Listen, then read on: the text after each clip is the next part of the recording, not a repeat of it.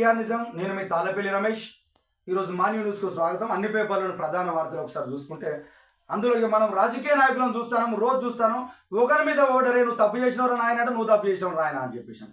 ఈ ప్రజలు అడుగుతలేరు ఫస్ట్ భూషణికే నువ్వే తప్పు చేస్తానవరా అని చెప్పేసి ఏ ఒక్కడు అడుగుతలేడు. కాబట్టి ఇక వీళ్ళకు ఆడిందే ఆడ పాడిందే పాడగా నడుస్తూ ఉన్నది.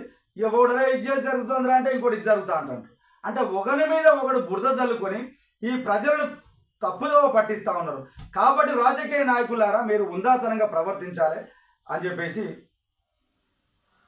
టిఆర్ నిజం చెప్పదలుచుకున్నావు. ఎందుకంటే నీ గెలుపును నువ్వే నిర్ధారించుకో, నిజాలేందో జనాన్ని చెప్పు.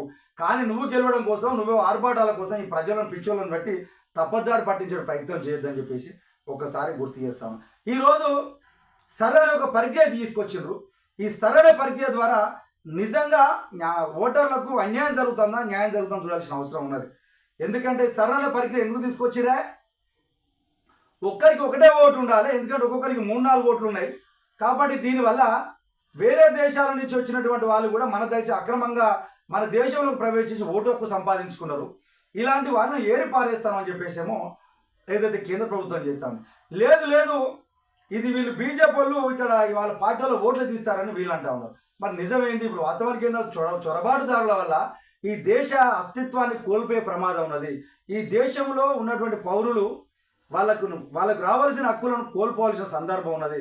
ఇంకోటి ఒక్కడు ఓటేస్తోడిపోయి 5-6 దిక్కులు వేస్తారు. మనం చూసాం ఒక్కరికి 38 దిక్కుల ఓట్లు వచ్చిందట. ఈ లోపం ఎక్కడిదే? ఈ అధికారులది కాదా? ఇక్కడ ఉన్నటువంటి రాజకీయ నాయకులది కాదా? ఇప్పుడు రాజకీయ నాయకుడు నియోజకవర్గంలో ఓటు ఉండదు, బయట ఓటు ఉంటుంది. ఆ 2 దిక్కుల ఓట్లు వేస్తారో మనం చూస్తాం. మరి నాకు 2 ఓట్లు ఎందుక? రాజ్యాంగం ఏం చెప్పిందా? ఒకటే ఓటు అని చెప్పింది. మరి ఈ ఓట్లు 2 దిక్కులు వేసుకోవడం వల్ల వాడు ఆడ పాల్గొంటాడు, ఈడ పాల్గొంటాడు. పేద ప్రజలు మాత్రమే ఒకటే ఓటుతోటి చెలామణి అవుతా ఉన్నారు. నిజంగా ఈ సర్వే ఏం చెప్తుందో ఒకసారి మనం చూసే ప్రయత్నం చేద్దాం. ఆదాబ్ హైదరాబాద్ పేపర్లో వచ్చింది.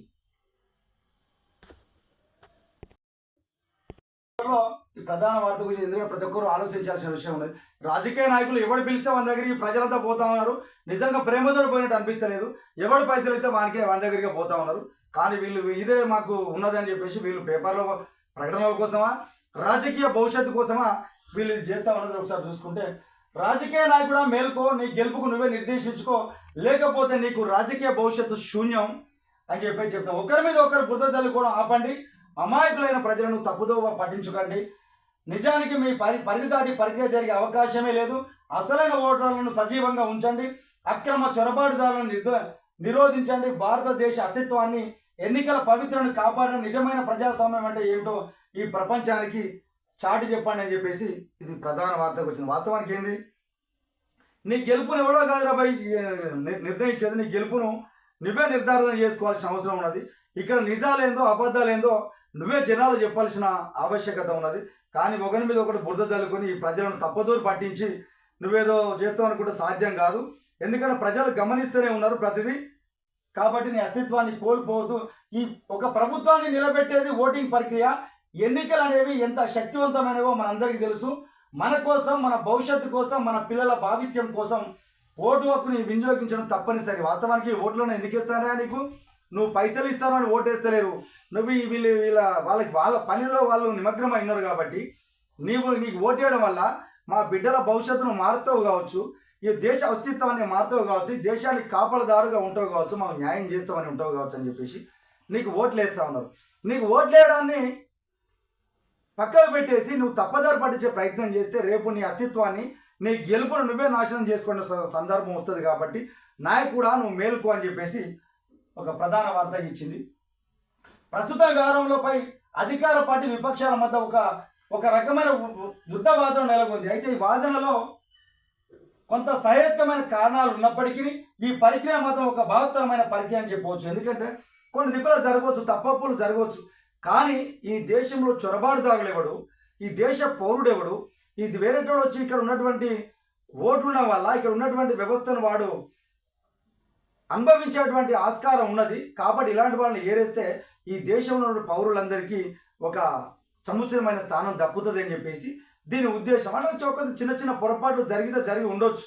కాకపోతే దీని మేజర్ ఉద్దేశం అంటే ఈ అస్తిత్వాన్ని కాపాడాల్సిన దానికి ఇదో ప్రక్రియ జరిగింది. ఈ ప్రక్రియ మాత్రం ఒక మహత్తరమైన ప్రక్రియ అని చెప్పి నిజానికి సర్లో ఏమి జరుగుతుంది, రాజకీయ నాయకుల ప్రక్రియలో ఎందుకు పాల్గొనాలి, పాల్గొనకపోతే వారి భవిష్యత్తు ఏమవుతుంది అనే విషయాలను చెప్పాల్సిన రాజకీయ నాయకులు చెప్తలేరు.